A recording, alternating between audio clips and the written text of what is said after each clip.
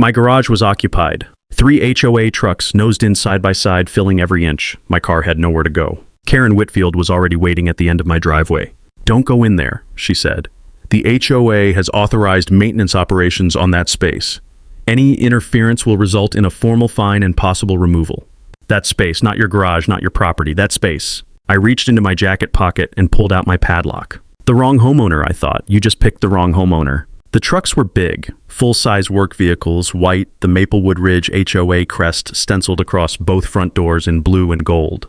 The same crest that appeared on every violation notice I'd ever received. I stepped into the garage and moved between them slowly. No note had been left on my front door. No call had been made to my phone. No voicemail. No text. No knock. 3 vehicles had been driven into my private garage on a Tuesday afternoon, and whoever authorized it hadn't thought to say a single word to me. I photographed each truck from 3 angles, my phone's timestamp visible in every frame. Front bumper, rear plate, driver's side door with the crest. Then I checked the security camera mounted above the garage door frame. I'd installed it 6 months ago, angled exactly where it needed to be. All 3 vehicles were fully in frame, front to rear, no blind spots. I walked back out, lowered the garage door to the ground, attached the padlock, snapped it shut. Karen's expression shifted, not doubt. She wasn't there yet. Something closer to irritation. The specific irritation of someone who made a calculation and is no longer sure it adds up. She tightened her grip on the clipboard. Then her voice went up a register. "What do you think you're doing? Those are official HOA vehicles being used for authorized HOA operations. You do not have the legal right to detain them. Open that door immediately, or I will escalate this to the board and to law enforcement. And trust me, you do not want this to go that far." She pulled out her phone, actually started dialing. I waited. "Do you have anything in writing?" I said at the same volume I'd used to ask someone for the time. "That gives the HOA legal access to my private garage?" She lifted the clipboard slightly, as if its presence alone answered the question. "I'm the HOA president," she said. "I don't need it in writing. I want you to hold on to that line." Because 2 weeks later, Karen Whitfield was going to be standing at the front of a room full of her neighbors. HOA attorney beside her, board members flanking her on both sides, and those exact words were going to come back to her. Attached to a county-recorded document she had never thought to look up, in a county office she had never thought to visit, describing a legal reality she had spent 4 years pretending didn't exist. But she didn't know that yet. I told her she was welcome to wait. Then I went inside, sat down at the kitchen table, and dialed the sheriff's office. Not 911, not code enforcement, the sheriff. The distinction matters, and it isn't complicated. Code enforcement handles HOA bylaw disputes, grass height, paint colors, driveway widths. The sheriff handles trespass on private property. I knew which one applied here. I'd known it for a while. The line rang twice. Through the kitchen window, I could see Karen still standing in my driveway. She hadn't moved. She was on her own phone now, gesturing toward the garage, talking to someone. Gary, probably, or the HOA attorney. She still had the posture of someone who had run this neighborhood for 4 years without ever encountering a homeowner who didn't eventually fold. While I waited for the dispatcher to answer, I thought about the camera above the garage door. I thought about the timestamps on those 3 photos. I thought about the conversation I'd had with my real estate attorney the day I closed on this house. The one where he went through the full recorded plat of Maplewood Ridge, page by page, and confirmed that my garage was my property alone. No HOA maintenance easement, no recorded access right, no shared ownership clause, not one word giving anyone else a legal claim to that space. I thought about the folder on my desktop. 43 scanned violation notices, 2 years of them, each signed by Karen Whitfield. And I thought about the decision I'd made 6 months ago to stop being frustrated and start being prepared. "You're about to find out how much authority this HOA has over this neighborhood," Karen had called after me as I walked through the front door. She was right about that. She assumed I was just another homeowner who would get loud, get tired, and eventually open the door. Most people did. The system was built for exactly that. Make it expensive enough, complicated enough, and exhausting enough that compliance feels easier than resistance. Most people didn't have 6 months of documentation and the right phone number already in their jacket pocket. I did. What Karen didn't know, what none of them knew yet, was that the man she'd just told to back down had spent the last 6 months building a paper trail she was about to walk straight into. While I waited for the sheriff to arrive, I sat at my kitchen table and thought about how I ended up here. Maplewood Ridge had 96 homes, a stone entrance with a waterfall feature Karen Whitfield had personally approved in 2019, and an HOA that the neighborhood had learned, slowly and painfully, not to challenge. Matching mailboxes, uniform fence heights, grass maintained to within a quarter inch of the posted specification. The place looked like a brochure. It ran like something else entirely. I moved in 2 years before the truck incident. Bought a 4-bedroom on Creekside Lane with a fully enclosed 2-car garage, one of the primary reasons I chose the property. At closing, I asked my real estate attorney to verify one specific thing: whether the Maplewood Ridge plat map, the county recorded document that defined every property boundary and every legal easement in the subdivision, contained any maintenance access rights, HOA easements, or shared ownership clauses over private residential garages. He went through it page by page. What he found was nothing. No easement, no access clause, no legal instrument of any kind giving the HOA or any other party a claim to my garage. What was mine, fully and exclusively, by county record. I noted it, filed it away. 11 days after I moved in, the first violation notice appeared. The mailbox color non-compliance. The shade of black on my post, the one already in place when I purchased the home, was 2 shades darker than the Maplewood Ridge approved standard. $75 compounding weekly, resolution required within 10 days. Signed by Karen Whitfield, HOA president. I repainted the post. I also photographed the notice, time-stamped the photo, and opened a folder on my desktop labeled simply HOA. 3 weeks later, vehicle parking boundary violation. My truck was parked 14 inches outside the approved driveway zone as measured from the property line. Not 14 feet, 14 inches. I moved the truck, added the second notice to the folder. By the time 3 trucks appeared in my garage, that folder held 43 notices, 43 across 2 years. To understand what Karen had built in Maplewood Ridge, you need to understand the board structure. 3 seats, Karen as president, her husband Gary as vice president, her longtime friend Deborah Marsh as treasurer. 3 votes required for quorum, 3 members total. The vote was always 3-0, and it had been 3-0 for 4 consecutive years. Not a single board decision reversed, not a single challenge sustained. Not because the community agreed with everything, I knew better than that within my first 6 months, but because the system was engineered to make disagreement too expensive to finish. Challenge a fine and the HOA's dispute process cost more in time and legal fees than the fine itself.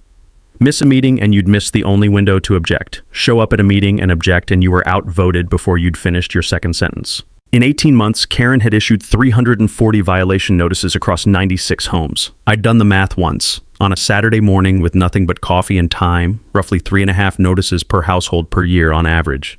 The distribution was not even. Some homes received far fewer. Others became targets.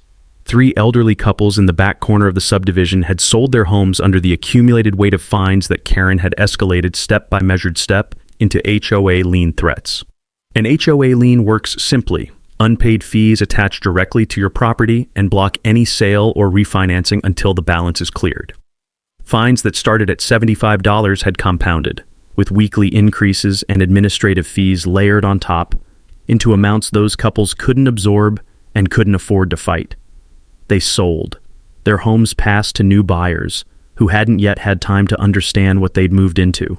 The neighborhood stayed quiet because the neighborhood had learned what happened when it didn't. Sometime in the 6 months before the trucks appeared, I had begun to notice a pattern I couldn't yet document but also couldn't ignore. Karen was running out of space. The HOA's designated maintenance area near the subdivision entrance, a small paved lot that held equipment and seasonal supplies, had been filling beyond its capacity. A second utility vehicle added, then a third. Overflow beginning to press into common spaces she hadn't previously used. I'd watched her twice from across the street, standing at the edge of a private driveway with her clipboard, measuring something, looking at a structure the way someone looks at a problem they intend to solve once the right moment arrives. She was looking for room. My garage was enclosed, oversized, and attached to the home of a homeowner she had already categorized as manageable.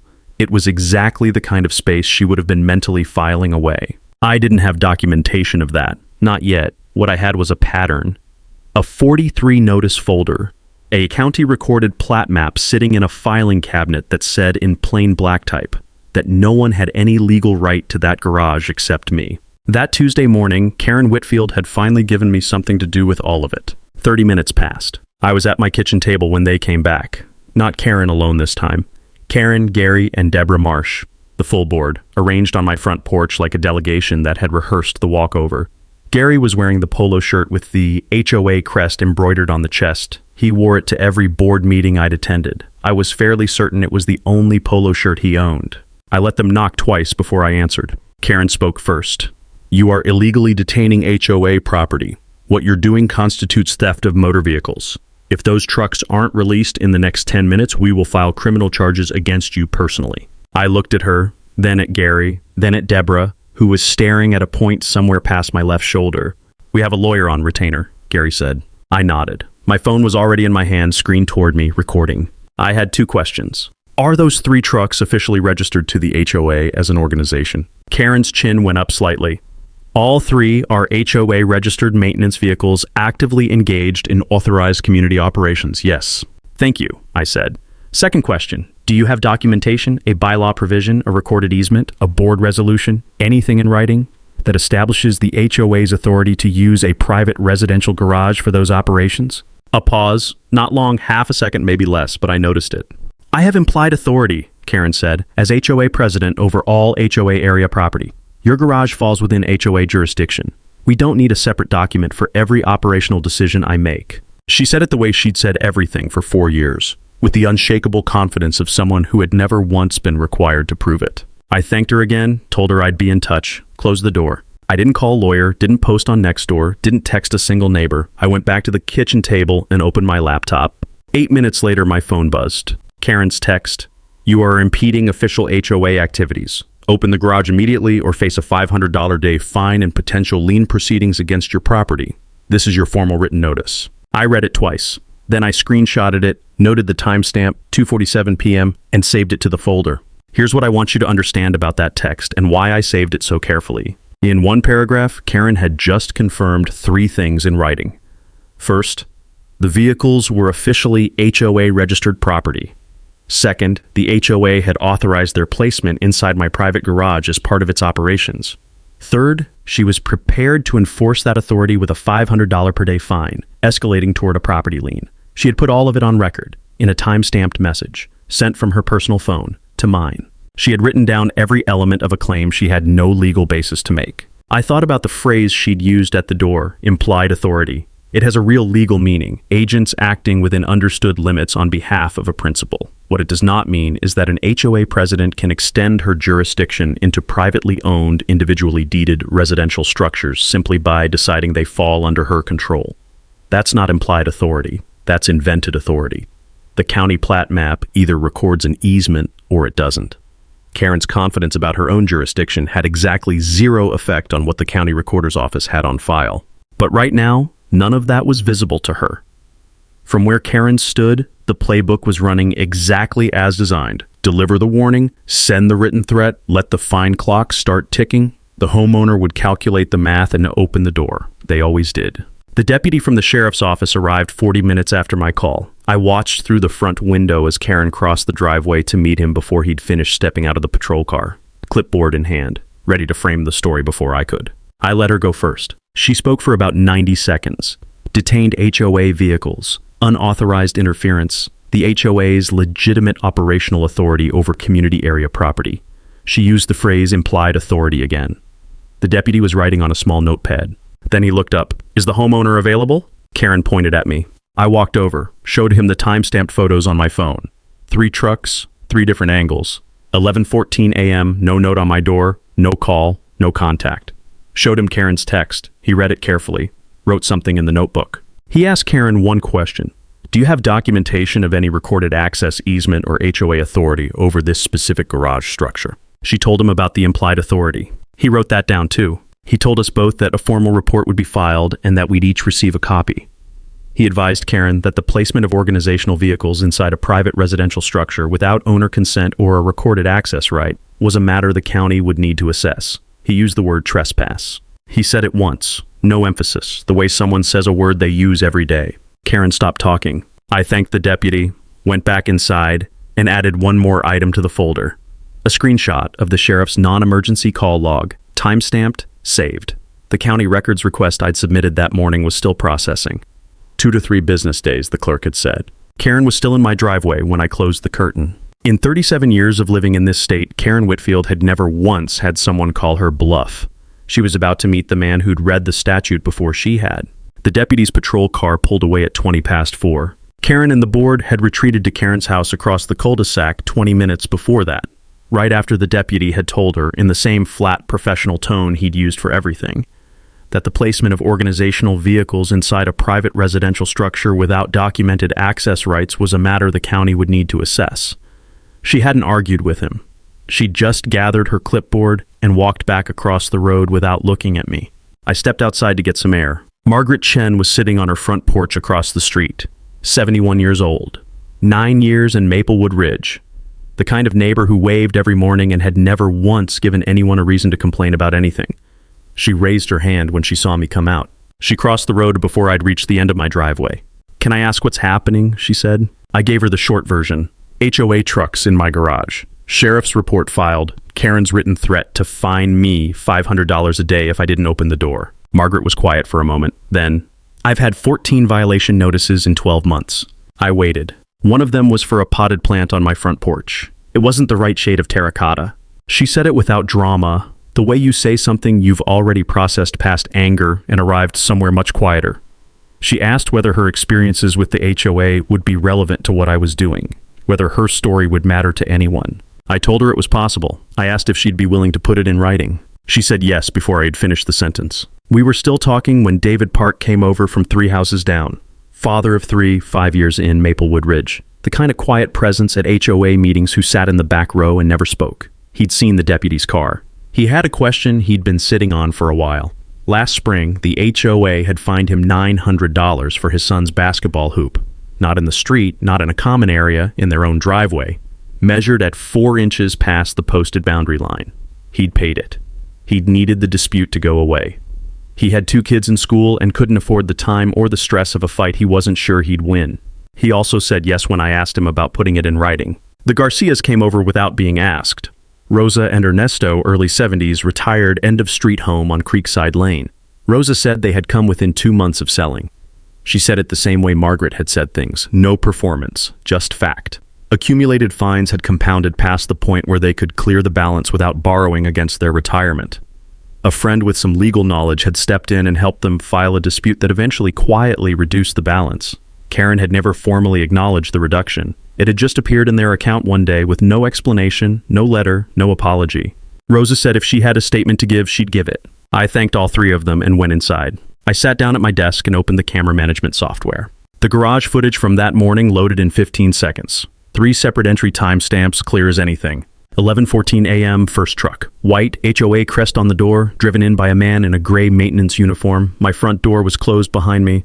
No knock on record, no call on my phone log, no note. 11:17 a.m., second truck. Different driver, same uniform, still no contact with the property owner.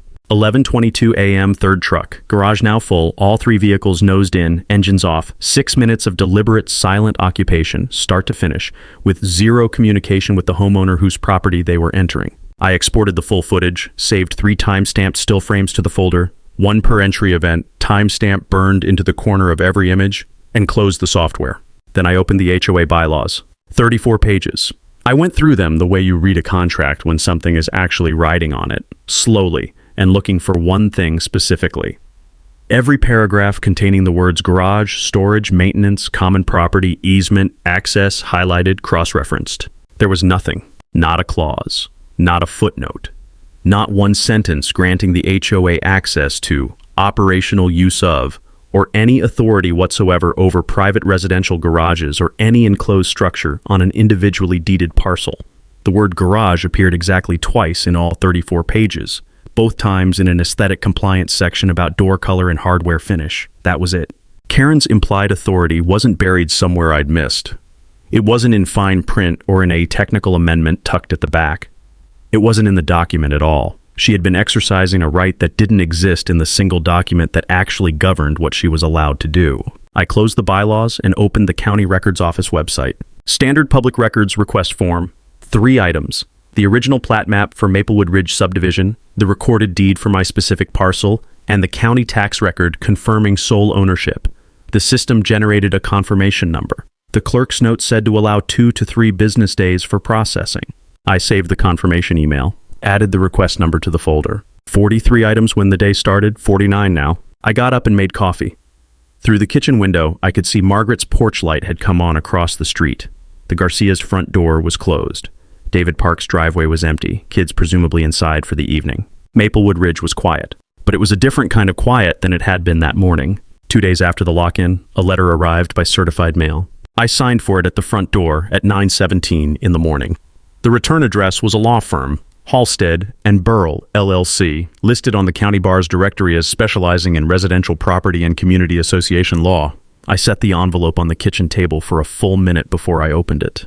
The letter was 3 pages, single-spaced, the kind of document that was designed to feel like a wall. The HOA, through its counsel, was asserting that Maplewood Ridge subdivision had a historic maintenance easement, established as part of the subdivision's original development agreement, that granted the HOA operational access to designated residential structures for the purposes of approved community maintenance activities. They claimed my garage had been identified as a designated support structure under that agreement. They claimed my decision to lock the garage doors on the afternoon of the incident constituted unlawful interference with authorized HOA operations. They demanded I acknowledge the easement in writing within 10 days and pay $1,500 in operational disruption fees arising from the delay caused by my actions. Failure to comply, the letter advised, would result in the HOA filing a formal lien against my property. I read it twice. Then I called my attorney. Martin Reyes had handled my purchase closing 2 years earlier. The same man who had gone through the Maplewood Ridge plat page by page on a Thursday afternoon in his office and confirmed line by line that my garage was mine alone. He picked up on the second ring. I told him a certified letter had just arrived from Halstead and Burrell. He asked me to take a photo and send it while we were on the phone. He was quiet for about 45 seconds. "There's no maintenance easement of this type in your deed," he said. "There's none in the subdivision plat as I reviewed it at closing, and I have no record of any development agreement for Maplewood Ridge that would create access rights of this kind." He paused. "What they're citing, this original development agreement, I'd need to see the county recording number to locate it. Everything real is recorded. If it exists, it has a number. If it has a number, I can pull it in under 10 minutes. I asked him what he wanted to do. "I want to ask them for that number," he said. Martin's counter-response went out the same afternoon. Formal letterhead, 3 paragraphs. Professionally courteous in the way that legal correspondence can be professionally courteous, while also being a direct challenge to every claim in the original document. He requested that Halstead and Burrell provide the specific county recording number, the recording date, and the county filing reference for the original development agreement they had cited as the basis for the easement. He noted that any legally enforceable easement of this kind would be a matter of public county record, retrievable by any party, and that documentation of the recording number was a reasonable and standard prerequisite before any acknowledgement of the claimed access right could be considered. It was, as Martin put it when he called to confirm he'd sent it, the simplest letter he'd written all month. Either the document existed and they could produce its county recording number in 24 hours, or it didn't exist and they couldn't. There wasn't a third option. Halstead and Burrell did not respond with a recording number. What happened instead was an email from Karen Whitfield, sent at 11:48 p.m. 2 days after Martin's letter went out, to all 96 homeowner addresses in Maplewood Ridge. The subject line was, "Important Community Safety Update. Ongoing situation at 14 Creekside Lane." She had written 4 paragraphs. In them, she described a homeowner who had unlawfully detained HOA maintenance vehicles, endangered the safety of HOA maintenance workers, and was now pursuing a bad faith legal strategy designed to undermine the operational integrity of our community. She expressed deep concern for community well-being. She thanked residents for their patience and their continued trust in HOA leadership. She did not mention the sheriff's report. She did not mention the county records request. She did not mention that her attorney had been asked for a document number and had not produced one. My phone started buzzing at 7 the next morning. Forwarded emails one after another from 9 different neighbors. Most of them said some version of the same thing. "This is not true." A couple said, "I'm glad someone is finally doing something." One said simply, "We're with you." None of them had replied to Karen's email. None of them had posted anything publicly. They were watching. They were paying attention, but they were still quiet, still on the private side of a line that 4 years of accumulated fines had trained them not to cross in public. I added Karen's email blast to the folder, added Martin's counter letter, added the original demand letter from Halstead and Burrell. 54 items now, organized chronologically, all time-stamped. I didn't reply to Karen's email, didn't post anything on the neighborhood app, didn't send a single message to any of the neighbors who'd reached out, beyond a brief acknowledgement that I'd received their message. What I did do at 3 in the afternoon was call Martin again to check on the county records request I'd submitted 2 days earlier. The plat map, the deed, and the county tax record were all processed and ready. Martin's assistant had already picked them up from the county recorder's office that morning and scanned them into the case file. Martin had reviewed all three. He used the same word the sheriff's deputy had used 2 days earlier. The same word, the same flat professional tone. "There's nothing there," he said. I asked him to bring the documents to the HOA meeting. Karen's attorney had referenced a development agreement that would establish the HOA's historic maintenance easement. The county recorder's office had just confirmed it had no record of any such document in the Maplewood Ridge subdivision file. None, not a filing, not an amendment, not a referenced instrument, nothing that matched what Halstead and Burrell had built an entire demand letter around. If the easement had never been recorded, it had never legally existed. And if it had never legally existed, Karen had been running this neighborhood on a fiction for 4 years. The HOA meeting was in 8 days. The meeting invitation arrived by email 6 days after Martin's counter letter had gone out without a response. Karen had called an emergency session of the Maplewood Ridge Homeowners Association. All 96 households on the distribution list. Attendance described as strongly encouraged. The subject line, Community Safety and Governance Update, Emergency Session. The body of the email ran 3 paragraphs, full of civic concern, mentioning that the board would be addressing a recent serious incident involving the unauthorized detention of HOA maintenance equipment and the subsequent bad faith legal challenge filed by a resident against your community's governing organization. Unauthorized detention, bad faith legal challenge, your community's governing organization. Every word had been chosen. I forwarded it to Martin. He replied in 4 words, "See you there. Good." The meeting was held on a Wednesday evening in the Maplewood Ridge community room. A beige carpeted space behind the pool house, 60 folding chairs arranged in rows, a projector screen at the front that had been used exclusively, in my experience, to display Karen's quarterly budget presentations. The room held about 80 people comfortably. That evening it was close to full. I arrived alone. No attorney, no folder in my hands. I wore the same jacket I wore to get groceries. I took a seat in the second row. Margaret was 3 chairs to my left. She had dressed up slightly. A cardigan, small earrings. She caught my eye when I sat down and gave me a single nod. David Park was 4 rows back.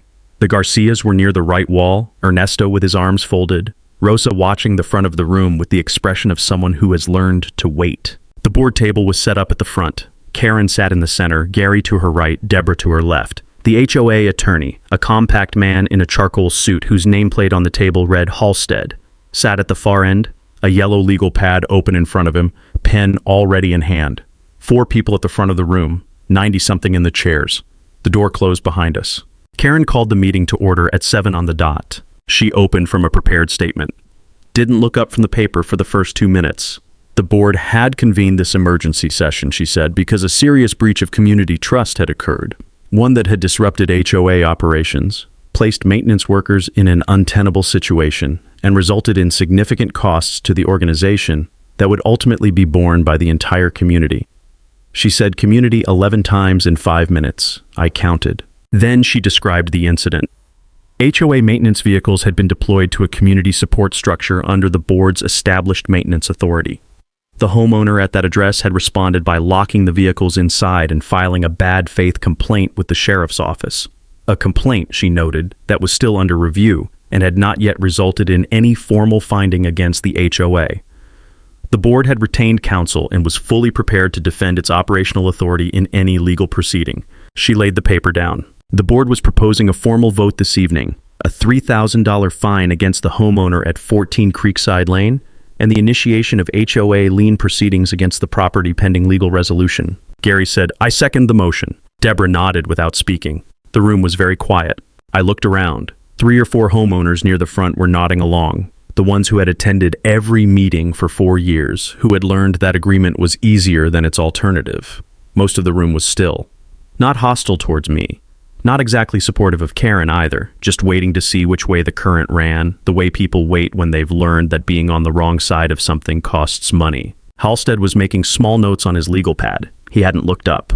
Karen asked if there were any comments before the vote was called. I raised my hand. She looked at me for a half second that held about 4 years of calculation in it. Then she gestured for me to proceed. I stood. "Thank you," I said.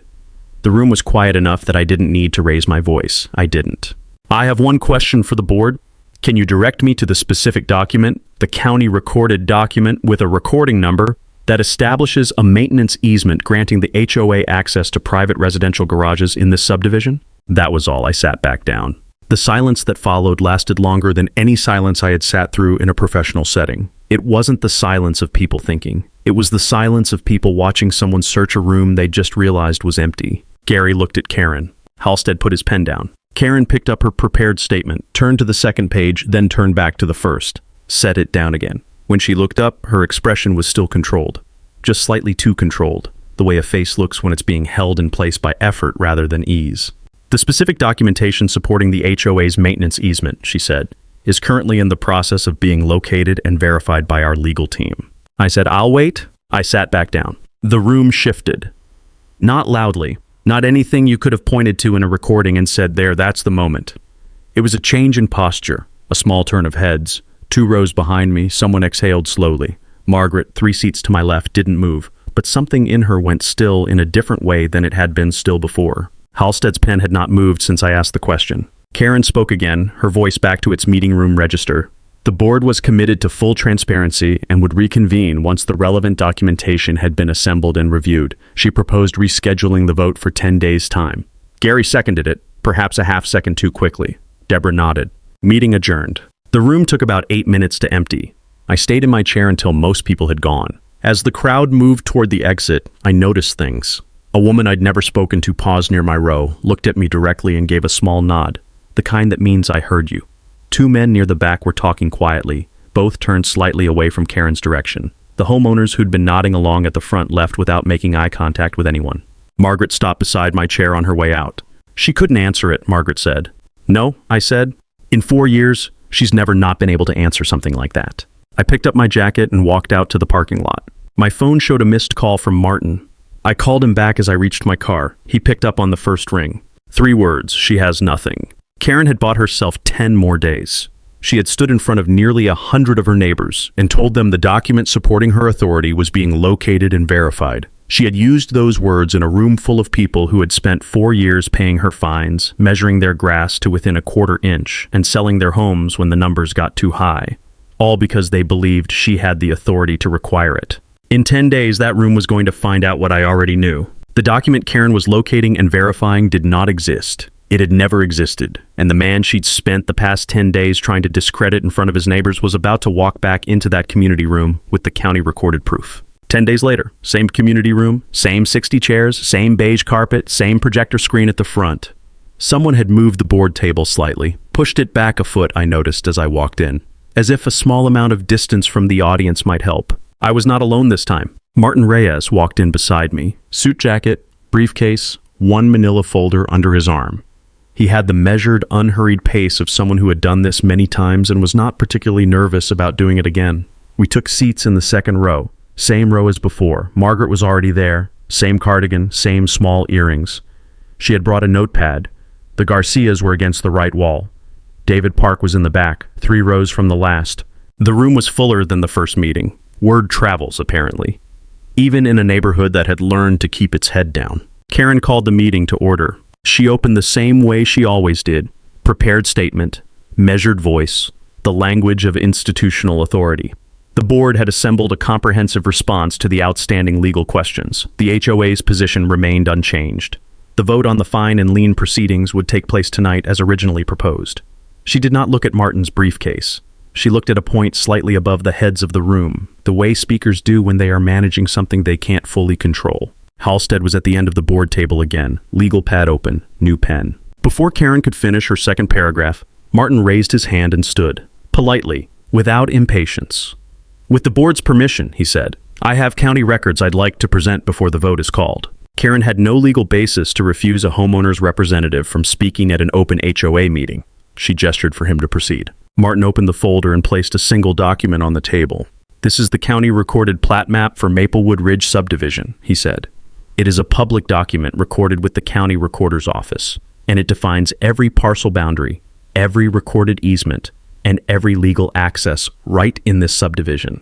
We've also reviewed the recorded deed for the property at 14 Creekside Lane, confirming exclusive residential ownership of the garage structure with no shared HOA interest. He paused. Neither document contains a maintenance easement over private residential garages. Not in the original plat. Not in any recorded amendment. Not in any development agreement referenced in this county's public filing system. The access right that forms the legal basis of the HOA's demand letter does not appear anywhere in the county's public record.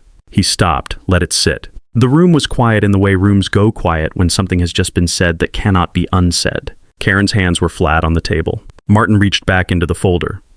I also have a copy of the sheriff's official trespass determination. He placed it beside the plat map. I'll read the relevant finding.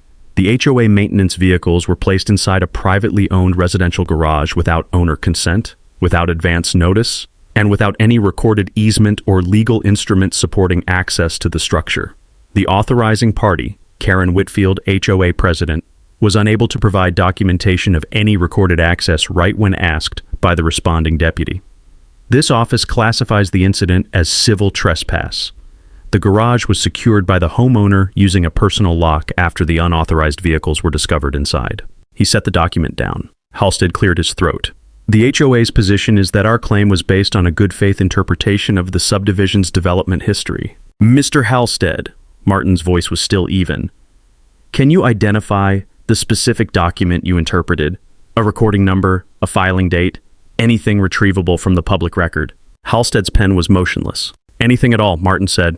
The silence that followed was different from the silence after the plat map. That had been the silence of a room absorbing information. This was the silence of a room watching someone search for a door that isn't there. Halstead said nothing. Martin placed 3 time-stamped photographs on the table. The garage security camera recorded 3 separate entries: 11:14 a.m., 11:17 a.m., 11:22 a.m., 0 contact with the homeowner before any vehicle entered the property, no knock, no call, no written notice of any kind. Deborah Marsh leaned forward. I wasn't aware, she said slowly, that the easement hadn't been verified before the demand letter was sent. She said it quietly, to no one in particular. Then louder, as if she needed to hear herself say it in a full room. Gary looked up. Can we see the full sheriff's report? He was already reaching across the table toward the copy Martin had placed there. Deborah took it after him, turned it to the section Martin had read from, and held it. Karen had not spoken in 10 minutes. Martin placed Karen's text message on the table, the one sent at 2:47 p.m., the one that said your garage falls within HOA jurisdiction. The same woman who had stood on my porch and told me she didn't need anything in writing had just watched her own words placed in front of 100 people as a time-stamped exhibit. Then he placed Halstead's demand letter beside it, a yellow sticky note on the front. No county recording number, no recording date, no filing reference. Halstead closed his legal pad, reached down for his briefcase. One final point, Martin said, to the room rather than the board.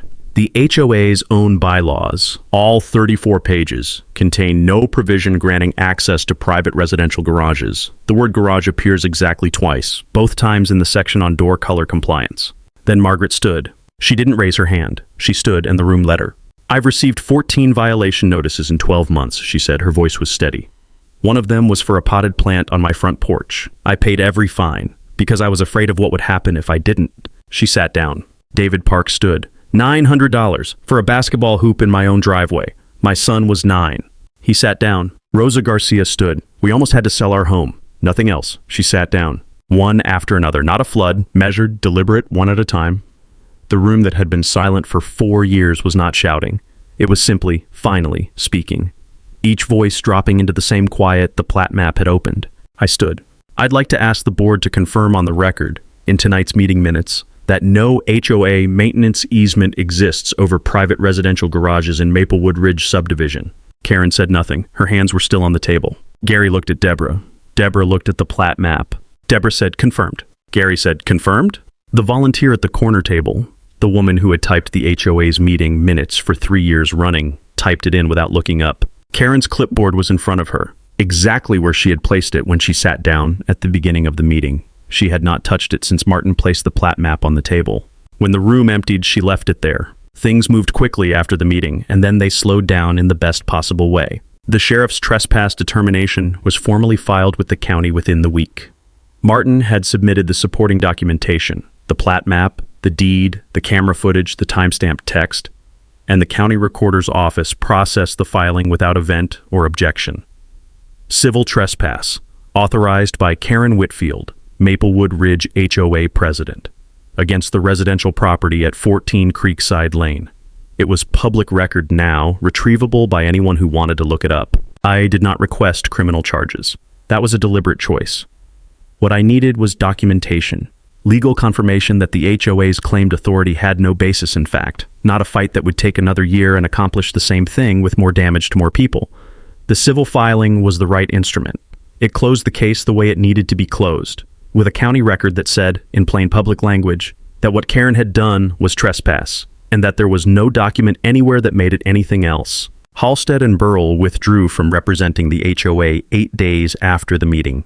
Their formal withdrawal letter cited, with the particular careful language that law firms use when they are separating themselves from a sinking ship, an inability to verify the factual basis of the HOA's access claims. The legal fees the firm had charged for drafting the demand letter, preparing for 2 meetings, and sitting at the board table while their attorney packed his briefcase in front of 90 people. All of it had come out of the HOA's operating fund, which meant it had come out of every homeowner's monthly dues. The new board, once it was constituted, was required to open the HOA financials for a full community review. The number on that legal bill, when it appeared on the transparency report 3 weeks later, produced a specific quality of silence at the first new board meeting that I thought was probably the most instructive thing Halstead and Burrell had ever done for Maplewood Ridge. The fabricated lien never materialized. The $3,000 fine from the vote that never completed, voided. The $500 per day threat from Karen's 2:47 p.m. text, voided. At the first meeting of the interim board, all 43 violation notices issued against me over 2 years were formally invalidated by unanimous resolution, along with 19 additional notices the board identified as procedurally deficient upon review. 62 notices total. Karen had signed every one of them. Karen Whitfield resigned from the HOA board 3 weeks after the meeting. The official statement cited personal reasons. Gary submitted his resignation the same morning. Deborah followed 2 days later. Her resignation letter, which Martin obtained through a records request of the HOA's own files, contained one sentence beyond the standard language. I should have asked for the document earlier. The board election was held 5 weeks after the resignations. 41 of the 96 homeowners turned out. The highest participation rate in Maplewood Ridge's recorded history. 3 seats, 3 candidates. Margaret Chen won her seat with 51% of the first round vote. She called me the evening the results came in, not to celebrate. Margaret wasn't that kind of person. She called to tell me she had already been through the HOA's bylaw document with a highlighter and a legal pad, looking for every provision with no enforcement basis and every fine structure that exceeded what county ordinance actually permitted. She had found 8 things in the first 45 minutes. I told her to take her time. At the second new board meeting, the first with Margaret seated at the table, the board passed a formal resolution acknowledging the homeowners who had sold their properties under accumulated fine pressure during the previous administration. 3 couples were named by address. A written statement of acknowledgement was placed in the HOA's official records and read aloud at the meeting. It could not undo what had happened to them. The people it named were no longer in the neighborhood. But the record existed now in the same files where 43 notices with my name on them used to sit, and that meant something. The neighborhood was beginning to understand that what had been done in its name was worth accounting for, even after the fact. I kept the folder. 54 items, organized chronologically, all time-stamped. I moved it from my desktop to a backup drive and labeled it with the date of the lock-in. I've never needed to open it since. I don't intend to open it again, but I keep it the way you keep certain things. Not out of bitterness, not as a trophy, but because the right kind of prepared is never wasted, and some things are worth remembering precisely, so you don't have to relive them. About a month after everything settled, I came home late on a Thursday evening, turned onto Creekside Lane. The waterfall feature at the subdivision entrance was still running. Karen had approved it in 2019, and no one had gotten around to reconsidering it yet. Maybe they would, maybe they wouldn't. It was a waterfall. It wasn't the thing that had mattered. I pulled into the driveway. The garage door opened. I drove in and cut the engine. My car in my garage, both spaces mine. No HOA logo on any door, no clipboard on any driveway. Just the quiet of an ordinary evening in a neighborhood where, for the first time in as long as anyone could remember, the people who lived there didn't have to calculate what it was going to cost them to do it. I sat in the car for a moment with the engine off. The padlock was hanging on a hook just inside the garage door, exactly where I'd put it the afternoon the sheriff's report was filed. Same lock. The one I'd pulled from my jacket pocket the day 3 trucks sat where my car was sitting now. The one that appeared by name in a county-recorded trespass determination, described simply as a personal lock used by the homeowner to secure his property after unauthorized vehicles were discovered inside. Karen had called it that space. She'd said it like authority was something you declared rather than something you documented. The county recorder's office had a different view. so did the sheriff.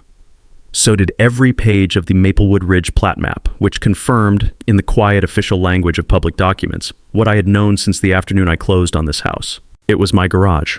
It had always been my garage. I got out of the car and went inside.